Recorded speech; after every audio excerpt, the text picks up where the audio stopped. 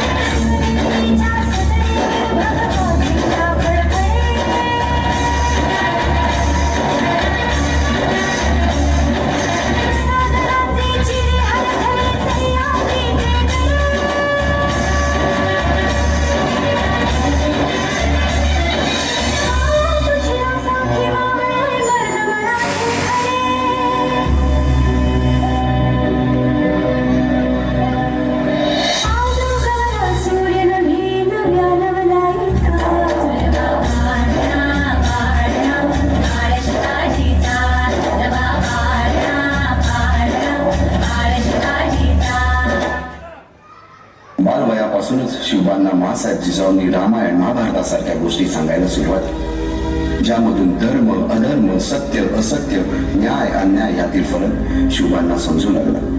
तसेच शस्त्रास्त्र व शास्त्र या शिक्षणासाठी शहाजी राजांनी अनेक कर्तबगार माणसे नेमली, जसे की दादोजी कोंडदेव, बाळकृष्ण पंत, रघुनाथ पंत, शामराज पंत अशा अनेक कर्तबगार माणसांच्या नेतृत्वाखाली महाराज बालवयापासूनच घडू लागले.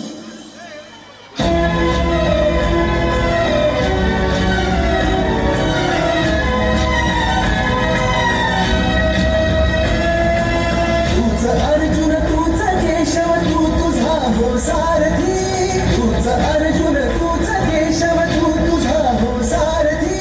करुणी मारगणी वावर दे भूमीस आहुती, करुणी मारगणी वावर दे भूमीस आहुती.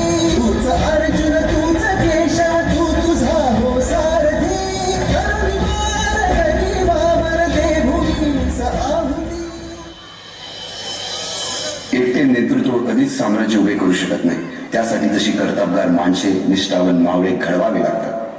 शिवरायांनी असे सवंगडी त्या वयापासूनच पारखायला सुरुवात केली.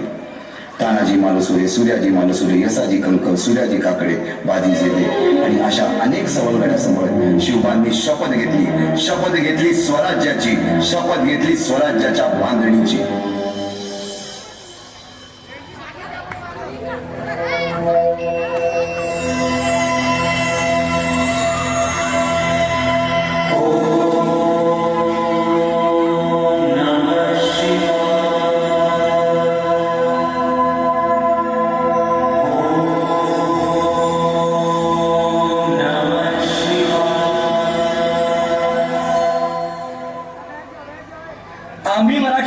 आम्ही मराठे यवनांची पीडा नष्ट करण्यासाठी हिंदवी स्वराज्य स्थापन करीत आहोत. यवनांची पीडा नष्ट करण्यासाठी हिंदवी स्वराज्य स्थापन करीत आहोत. राष्ट्रभावनेने संघटन करून देशावरील परकीयांचे आक्रमण नष्ट करीत आहोत. देशावरील परकीयांचे आक्रमण नष्ट करीत आहोत.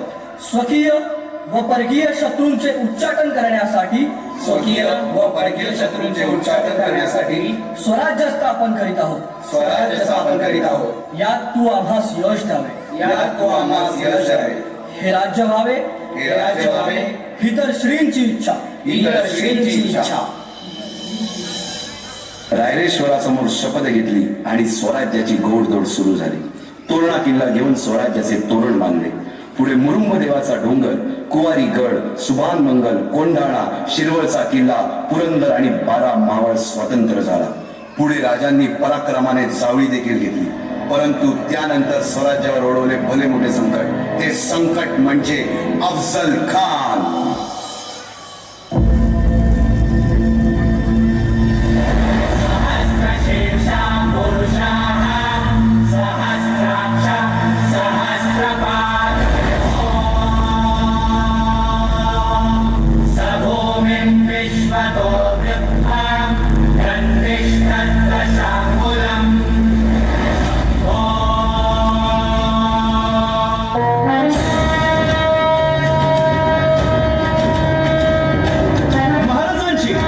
शिवाजी महाराजांची कीर्ती बेफाम होती. महाराजांची कीर्ती बेफाम, भोल्या भोल्यानं फुटला घाम. याला कोण घालील यस्सेने, दरबारी कुस्ती बेगम. परी बेगम म्हणजे अली आदिल शहाची आई वर्गा. नजरेत तिच्या अंगार दरबार झाला गपगार. कुणी घेईना पुढाकार, साऱ्यांनीच मानली हार. इतक्यात अचानक एक सरदार उठला, बोलला, हम लाएंगे शिवाजी को. आणि त्यानं विडा उचलला. नवतेच अफजल खाने, या नवतेच अफजल खाने, जिथं जागता जन्मू सहिताने. कान बोलला छाती ठोकून, शिवबाला ताकद चिरडून.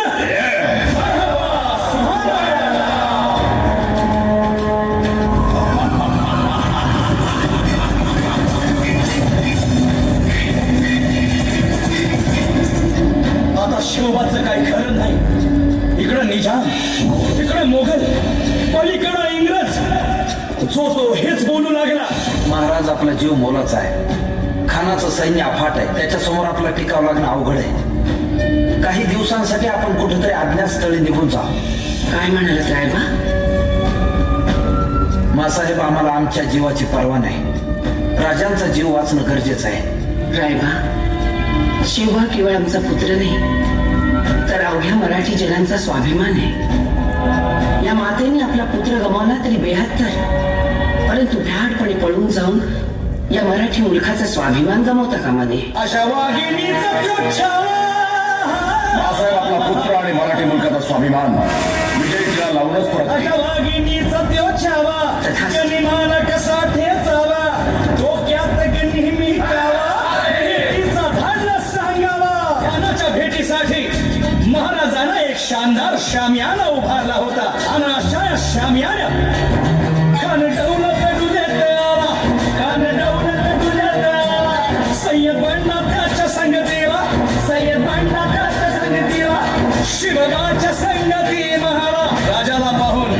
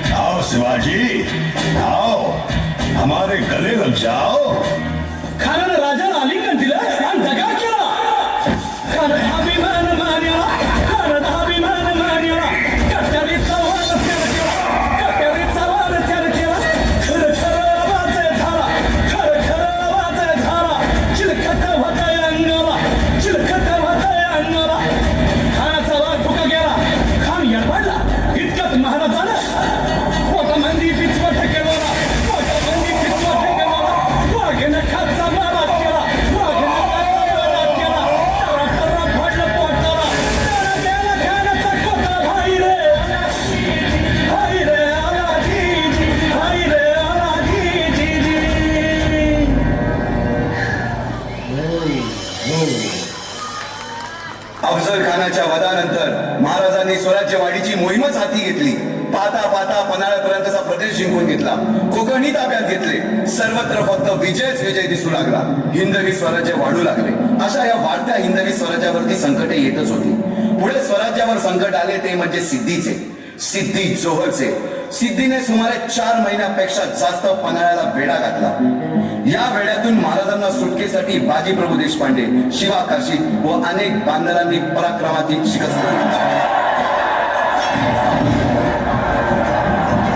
समोर मृत्यू दिसून सुद्धा शिवा काशी पती शिवराय बनून सिद्धीच्या शामियानात जातात. काय म्हणावे त्या धैर्याला.